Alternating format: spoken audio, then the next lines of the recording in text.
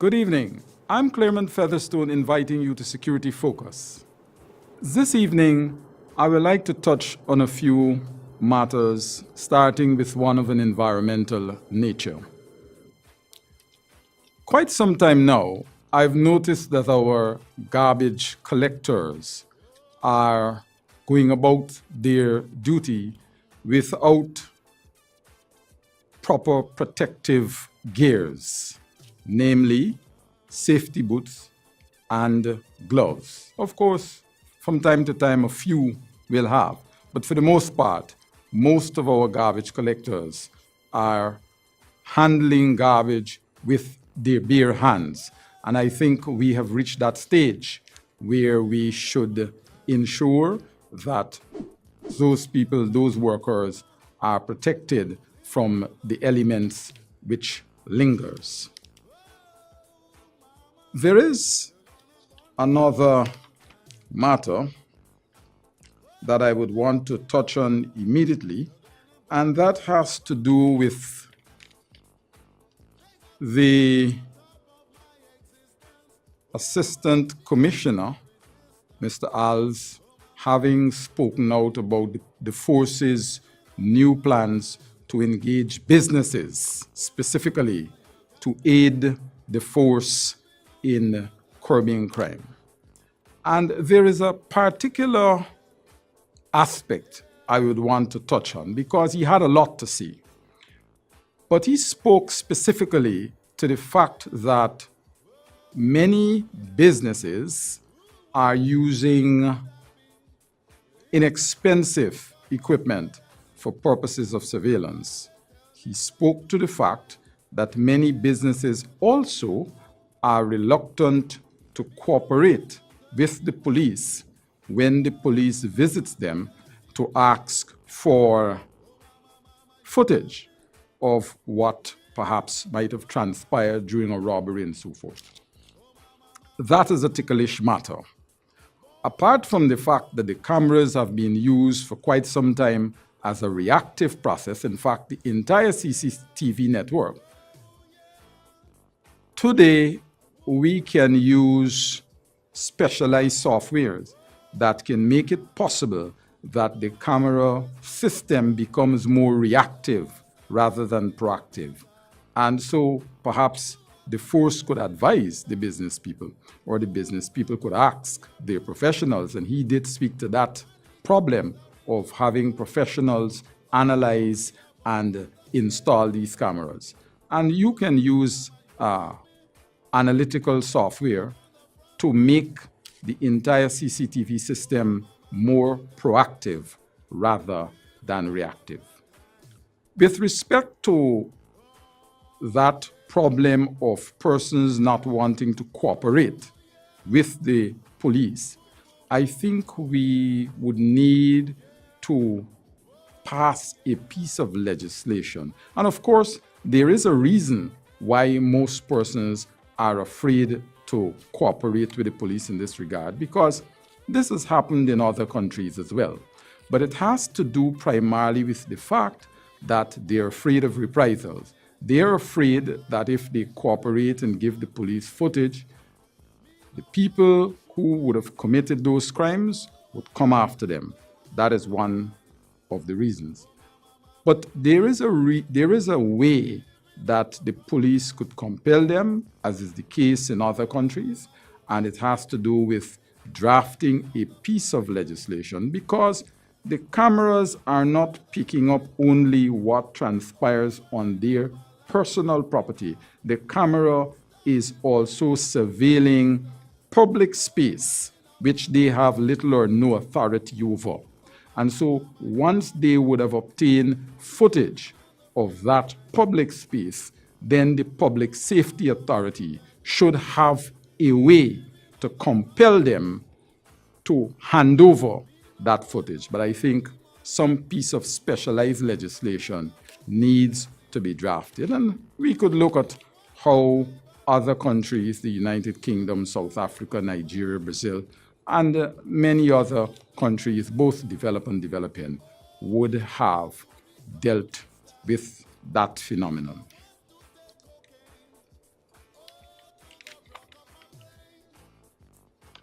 I would also like to make mention of the fact that our security companies continue to do what they like, so to speak.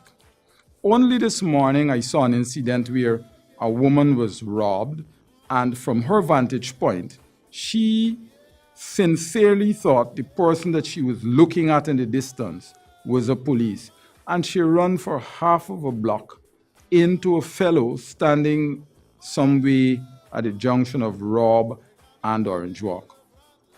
And when she was about to approach him, then she discovered that that gentleman is a private security officer in a suit that mimics a specialized unit in the Guyana police force.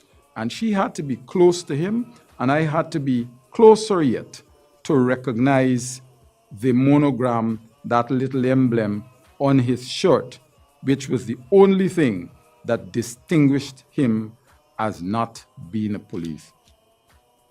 I mean, this is going to cause serious problems in our country. I don't know where and when did all of this creep into the society, but that is going to cause us severe problems. In fact, I spoke at length about security companies patrolling public space without an official attestation or some sort of proper agreement with the city that gives them the power to do so.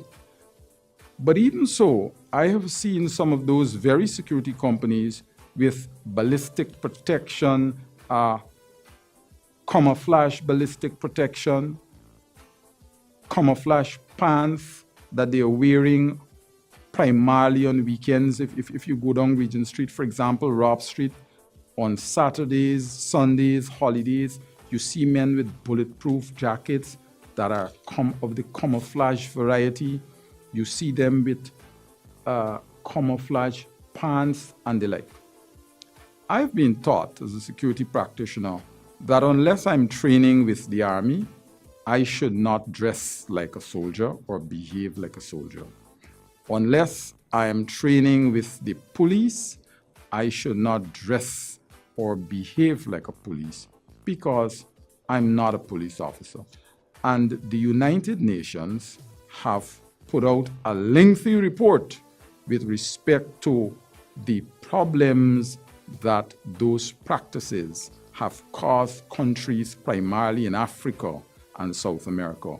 And we are not very far from Brazil and Venezuela and the others who have had severe problems with those practices. So I implore the Ministry of Home Affairs and the police to pay keen attention to this new development. When I come back, I will address a few other security-related issues. Stay tuned. Security Focus is brought to you by Regium International, Northwest Investment Inc., Intelligard Specialist Security Services, and the Institute of Security and Public Safety. Thank you for remaining with us. This morning, I read in the newspaper that the Guyana Energy Agency has had a breach of their bond in Essequibo. Large quantity of fuel which has been seized. So we're talking about evidence for the court has vanished. And I wonder, especially since this is not the first time that the GEA has been compromised in that manner. I believe that procedural security needs to be reinforced at the GA, I believe that they should have some serious work done there and try to beef up their physical security, see what needs to be done, even in the immediate environment, with respect to the training of the people who are responsible for protecting the evidence and the like. I think the agency cannot continue to face the kind of embarrassment that it has faced in the past, this being the umpteenth time, perhaps 3 times as far as I can recall, where technical pieces or forensic evidence has been removed from the premises or places under the control of the energy agency. And I think we ought to pay some attention to that situation.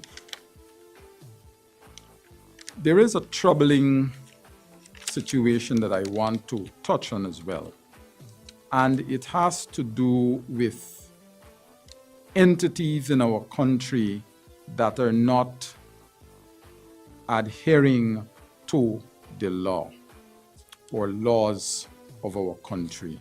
And they are both in the private sector, as in businesses, and NGOs, non-governmental agencies.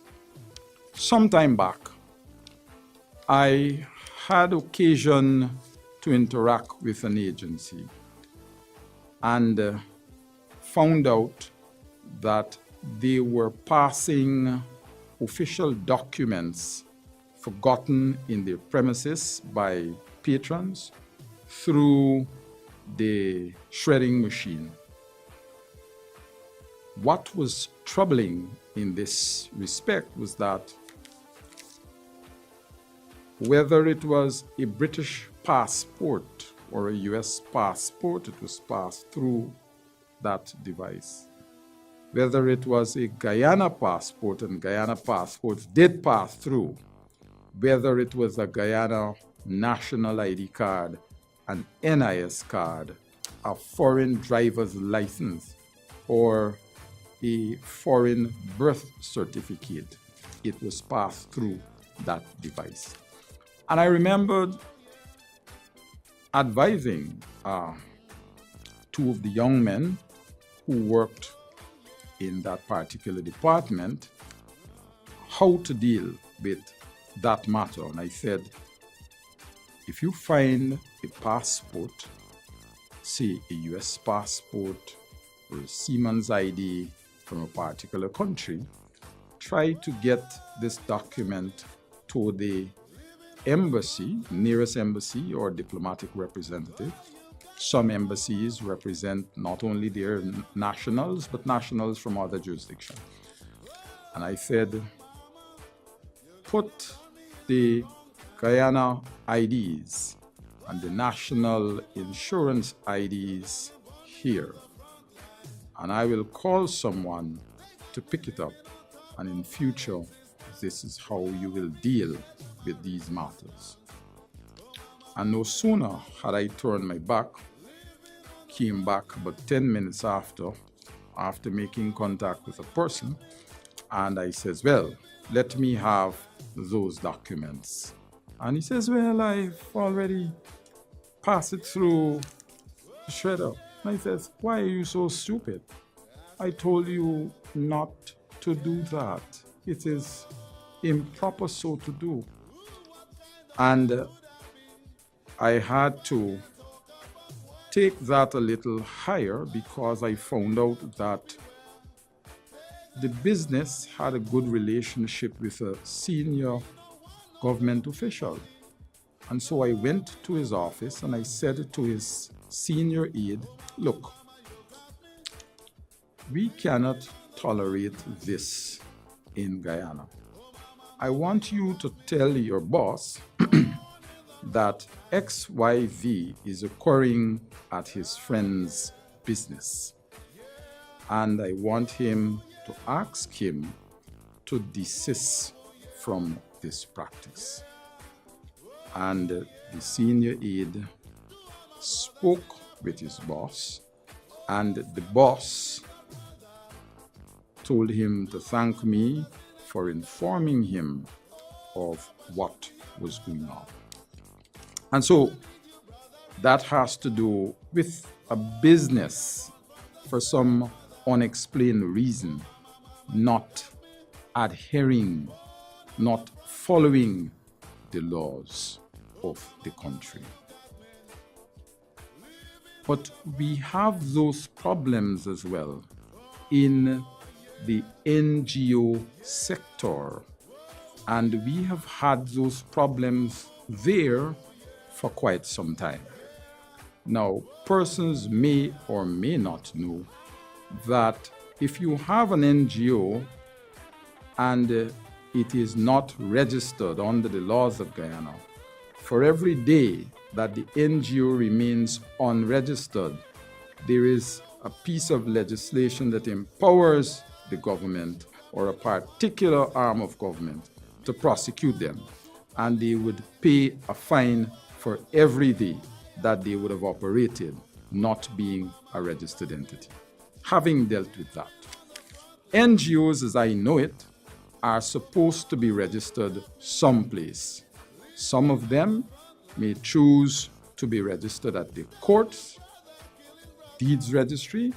Others may choose to use the cheaper route or one which best suits them under the Friendly Societies Act. And that act, as far as I recall, provides about 4 or 5 categories which you can register a business. And so even the New Building Society is supposed to be registered there. There is a particular department that is tasked with governing and supervising NGOs, particularly those that are registered under Chapter 36:04 of the laws of Guyana. So there is a way that we can control NGOs. But we have lots of NGOs in our country that are doing what they like, just like some of the businesses. So we have NGOs, and we've had this for quite some time, NGOs misrepresenting. So I recall doing an investigation about 20 years ago, and there was an NGO got duty-free concession for 3 or 4 vehicles to set up some ambulance service. But that NGO, I'm told, instead attempted to set up a funeral parlor and was about to use those vehicles to that end. Then I am told that there are NGOs or entities masquerading as NGOs that are having security companies, and this company has arms. However they got it, I don't know. They are NGOs and entities masquerading as NGOs, some under the Friendly Societies Act, doing all sorts of things in Guyana. There was a situation only recently where a woman rescued an NGO, gave them a place to operate under her house, and in no time, the gentleman took over the building and sold it for $66 million. The woman died a couple of months after. Then we have misrepresentation going on in NGOs. Letters being sent out. In fact, we have lots of people walking around with letters stating that this is a venture that has the blessing of the First Lady. We recall that situation not so long ago. This has the blessing of Minister Harmon. The other is a venture that is blessed by the Prime Minister. Some other thing that has the blessing of the President. And perhaps we may need to revisit our laws to ensure that our laws are so structured to prevent and effectively penalize persons that are abusing the privileges under the law, whether it is under 3604 or under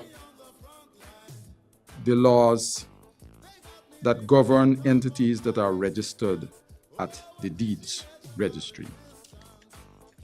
When we come back, I will conclude with some more troubling matters as it relates to NGO fraud and the like. Stay tuned.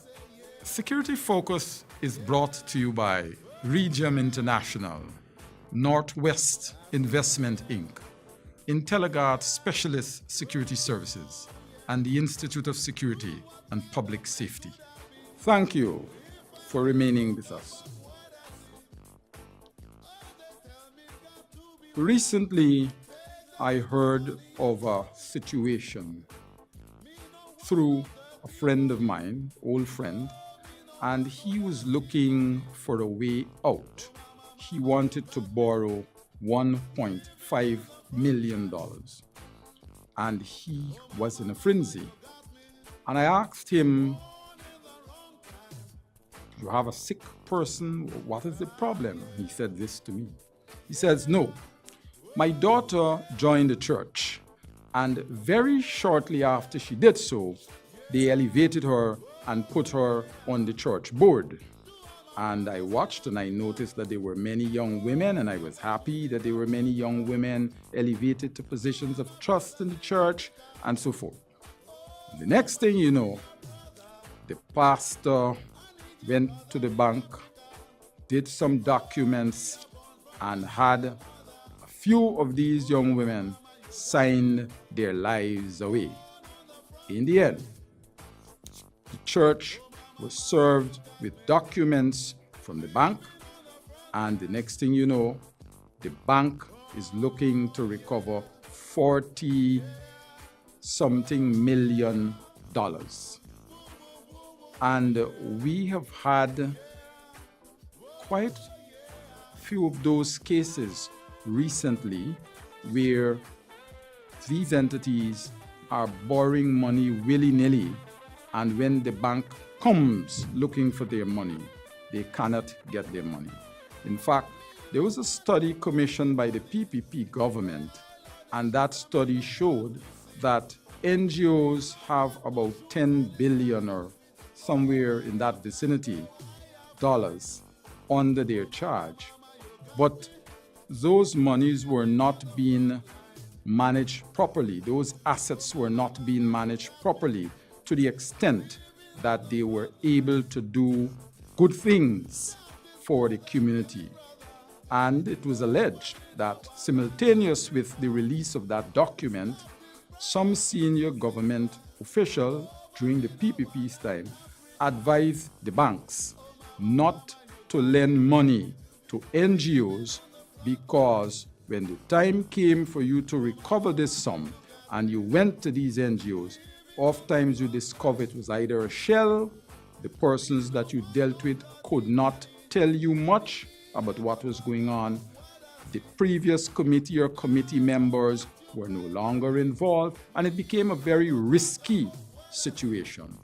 So I'm advising all of us out there, all of you out there, all of our relatives and friends, to be very mindful of how we engage even NGOs. Try your utmost to ensure that you are not signing away your life, and you know what is the background of the entity that you are involved with. I am of the view that the government needs to revisit the legislation which controls our NGOs. Perhaps that may pave the way for better governance of NGOs across our country. Thanks for listening. I'm Clermont Featherstone, bidding you an enjoyable rest of the evening. Thank you.